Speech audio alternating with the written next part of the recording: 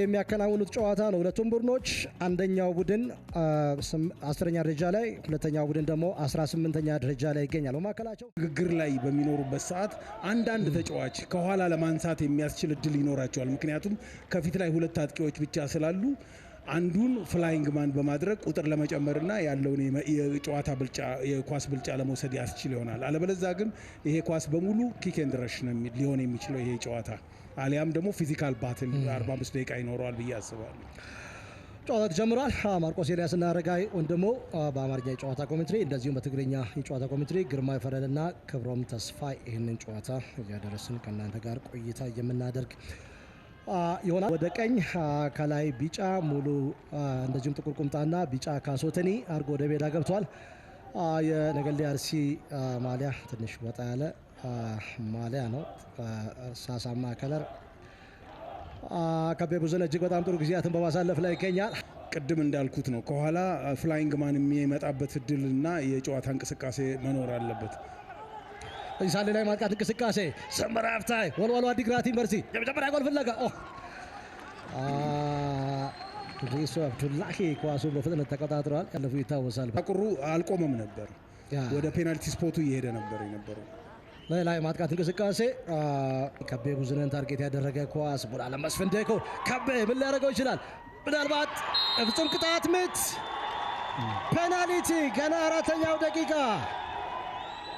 ነገሌ አርሲ ጥፋቱን የፈጸመው የግራ እግር ተከላካዩ ኪሩቤል ወንድሙ ነው ይችላል። የግራ እግር ተጫዋች ነው።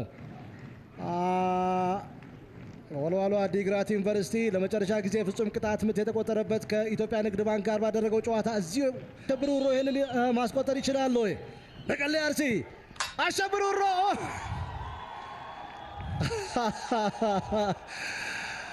አሸብር ውሮ የመጀመሪያ ጎል የተለየ ደስታ አገላለጽ ጉቺ ደስታቸውን እየገለጹ ይገኛሉ።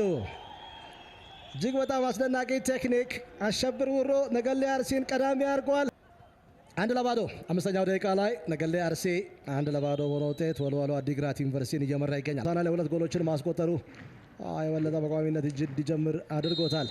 በዚህ ሰዓት ዳዊት ተፈራ ጉታ አስደናቂ ቴክኒክ ምናልባት ዳዊት ተፈራ ጉታ የግራ እግር ተጫዋች ቢሆንም በቀኝ እግሩ ኢብሳ በፍቃዱ ምን ሊያደርገው ይችላል? ሌላ ቴክኒክ ምናልባት ሀቢብ ከማል ኢብሳ ምን አይነት እይታ ነው! ሁሉም ሰው ይመታል ብሎ ነበር የጠበቀው። አለኝታ ከቤ ኦቬስሊ ጥፋት ጨዋታው ትንሽ ኃይልና ጉልበት የተቀላቀለ የሆነ መጥቷል። ቻለን ለመልሶ እይታም አስቸጋሪ ሆኗል። በቁመት ዘለግ ያሉ ተጫዋቾች ቀጥተኛ ፍልሚያ ሮበርት ሶላሎ አንገቱን ይዟል። አይደለም አሁን እዚህ ጋር ሮበርት ሶላሎ ምን አድርጓል መሰለ? በኮንኮኒ እግር መካከል እግሮቹን አስገብቷል። ኮንኮኒ በፍጹም እንዲሄድ አልፈቀደለትም። ነገር ግን የዳኛው እንቅስቃሴ የሚመለከቱት የሮበርት ሶላሎን እጅ ነው የሚያዩት። ዘንድ ቁልፍ ሚና መጫወቱ ይታወቃል። አጥቂውም ተከላካዩም ጋናውያን ናቸው። አፊስ ኮንኮኒ እና እንደዚሁም ሪሶ አብዱላሂ ይችላሉ ወይ? ኪሩቤል ከመጨረሻ ጎል ማግባት ሙከራዎች መካከል አንደኛው ቀላል ኳስ ለሪሶ አብዱላሂ። ነገሌ አርሲ በአሸብር ውሮ ጎል ባስቆጠረ ጎል 1-0 ይመራ። የመጀመሪያ አጋማሽ ውጤት ነገሌ አርሲ 1 ወልዋሎ አዲግራት ዩኒቨርሲቲ ጎል እድል አግኝቶ መጠቀም አልቻለም። የሁለት የተጫዋቾች ቅያሬ ፍቃዱ መኮንንና እንደዚሁም ሱልጣን በርሄ ተቀይሮ የገቡ ተጫዋቾች ናቸው። በወልዋሎ አዲግራት ዩኒቨርሲቲ አጸፋዊ ምላሽ ሰጥተዋል። 2 ተጫዋቾች ተቀይረው ወጥተዋል። አሁን ነገሌ አርሲ 1-0 የመራ ሁለተኛው አጋማሽ ተጀምረዋል። ጨዋታውን የጀመረው ወልዋሎ አዲግራት ዩኒቨርሲቲ ከቀኝ ወደ ግራ፣ እንደዚሁም ነገሌ አርሲ ከግራ ወደ ቀኝ በማጥቃት ላይ ይገኛል። ሱልጣን በርሄ ተቀይሮ መግባት የሚፈጥረው ልዩነት አንደኛው ተከላካይ ነው፣ ሁለተኛው አጥቂ ነው። የበለጠ የፍቃዱና ሀፊዝ ኮንኮኒ ጥምረት ሰመረ ሀፍታይ ታክሎበት የተሻለ ሊሆን ይችላል ወይ? ትኩረትን ይስባል። ዳዊት ገብሩ የቀኝ ተከላካይ ስፍራ ተጫዋች ፔናል ብትል አሁን አይሆንም። ሁለቱም የኋላ ከሌለ የለም በፊቱ የፊቱ የሚለውን መያዝ ይኖርብናል። ተፈራ ጉታ በመስሎች መካከል ምናልባት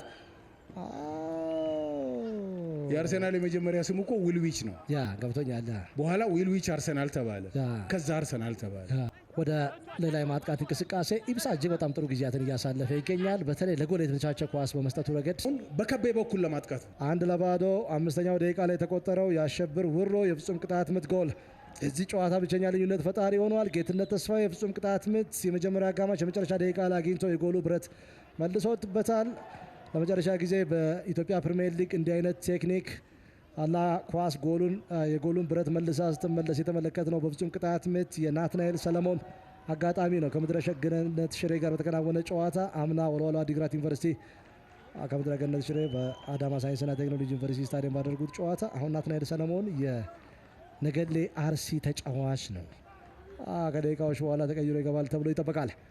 ላይ ማጥቃት እንቅስቃሴ ማልበዳ ላይ አለ። እሱ ፊቱን ለማዞር እንዳይዞር ካደረገ ሌላ ረዳት ካልመጣለት በስተቀር በዛ ኳስ ሊጠቀምበት አይችልም። ከቤ ብዙነህ የቆመ ኳስ የሚጠቀም ተጫዋች ነው።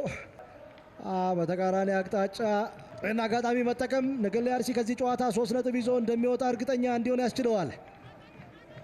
ከቤ ይህን ኳስ ምን ሊያደርገው ይችላል?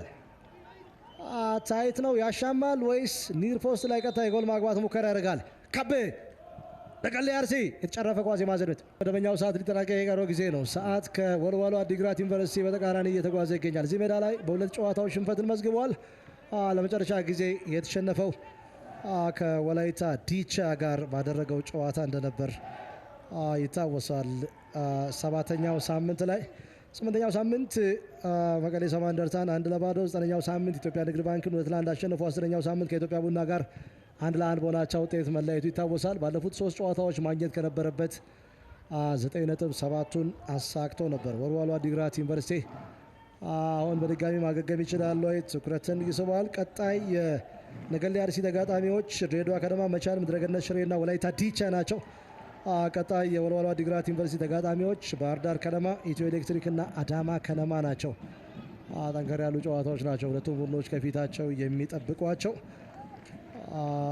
ሌላ የማጥቃት እንቅስቃሴ እዚህ ሰዓት ምናልባት ስሞን ማሮ ክሊንሺት መጠበቅ የቻሉት ሮበርት ሰላሎ ሰዓት አባክናል በሚል ቢጫ ካርድ ተመልክቷል። 3ኛ ቢጫ ካርዱ ነው። ቀጣይ 2 ቢጫ ካርዶች ተጫዋቹን 1 ጨዋታ ያሳርፉታል። እናጠቃል። ኦኬ፣ ይሄ ጨዋታ የተጠቃለለው የመጀመሪያው 45 ላይ ነው። የዕለቱ አልቢትር ፊሽካ ብቻ የሚጠበቅበት ሰዓት ነው። በረከት ወልዴ ልምዱን በአግባቡ የሚጨምርበት ሰዓት። ምናልባት 2ኛ ጎል ሊሆን ይችላል ወይ?